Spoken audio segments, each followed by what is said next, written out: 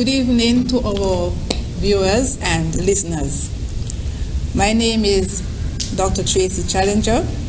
I work at the Department of Agriculture, where I wear two hats. I am the Chief Veterinary Officer, and I am also the Livestock Program Leader. The Livestock Division is divided into two. We have the Production Unit, and we have the Animal Health Unit. I will begin my remarks by saying that too often when you hear someone speaking about agriculture, they tend to speak mainly from a crops aspect. And we in particular at the Livestock Division need to participate in more public forums such as this one, so that we can sort of remedy that situation. So I'm thankful for the invitation from the Prime Minister to be a part of this panelist tonight, to highlight some of the major achievements, and also what is currently happening and where we want to go, especially with the lessons learned from COVID-19. I remember when I joined the Department of Agriculture, our cold storage capacity at the abattoir was limited to one reefer container, a used reefer container that was subjected to breakdowns at odd times.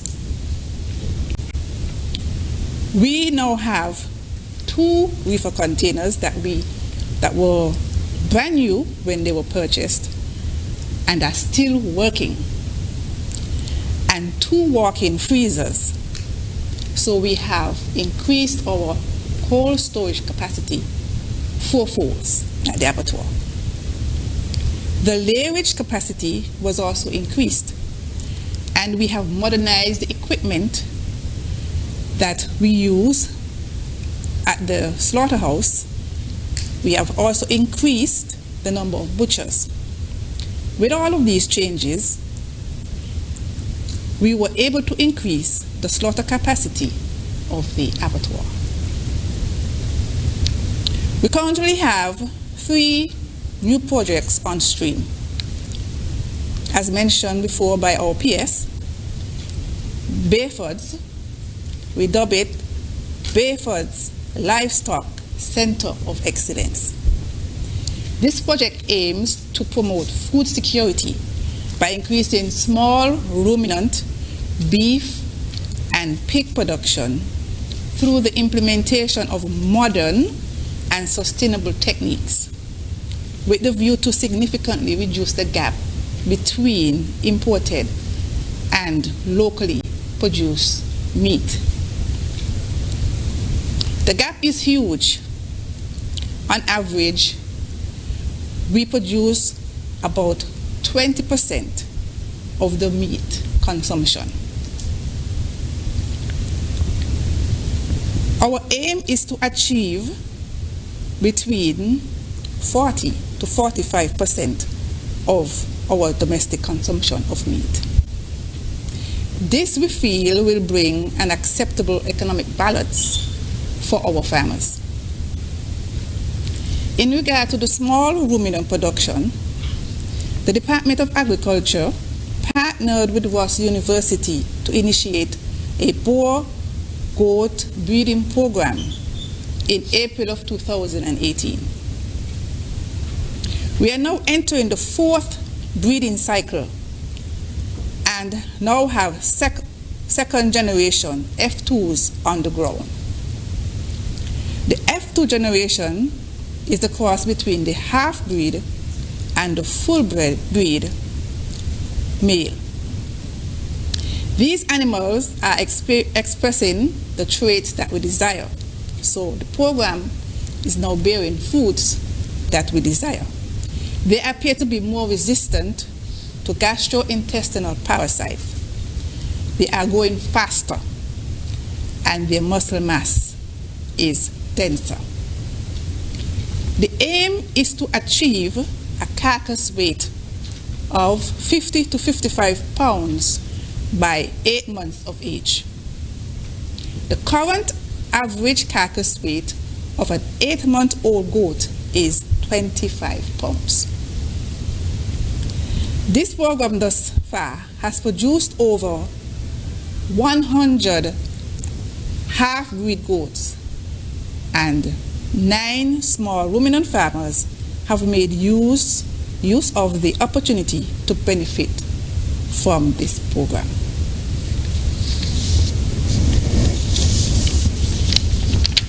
Another major project is the construction of the National Veterinary Laboratory.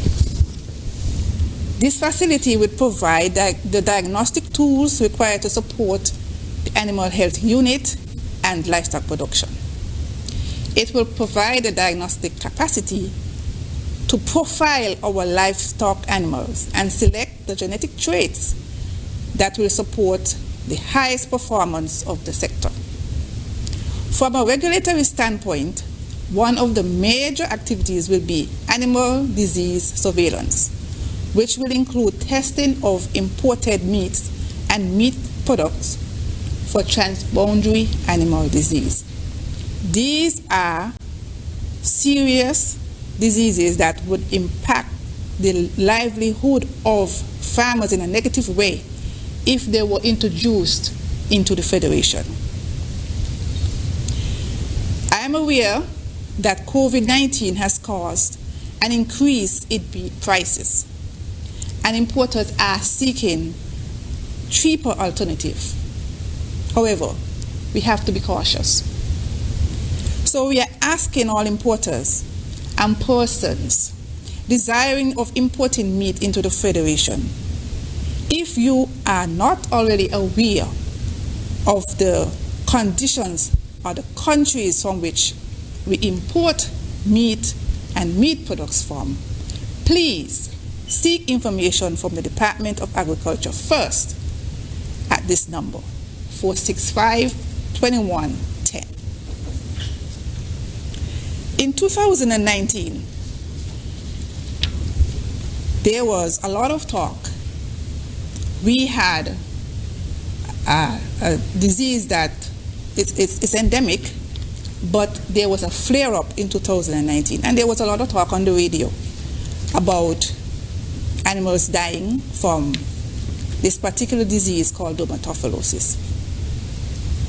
We listened to the farmers. In September 2019, a survey was conducted over a period of 3 weeks to gather data on the number of livestock deaths resulting from dermatophilosis between the periods 2018-2019. The data suggested that 631 cattle, 291 sheep, 308 goats had died from the disease. That these are what were registered. And the numbers were climbing. It was on this premise that the Amblyomma-tick and dermatophilosis control program was launched by the Ministry of Agriculture on the 17th of February 2020. The goal of the TBT dermatophilosis control program was to reduce the impact of the tropical bun tick and its associated skin disease, dermatophilosis, on ruminants, to the point where an increase in the ruminant population by 25% can be realized by January 2022. The objective of the program was to reduce the prevalence of the tropical bun tick infestation to less than 2%, to reduce the annual dermatophilosis cases to less than 300 annually. The report from the first quarter of 2021 indicates that all efforts and our hard work have produced the desired results of this program.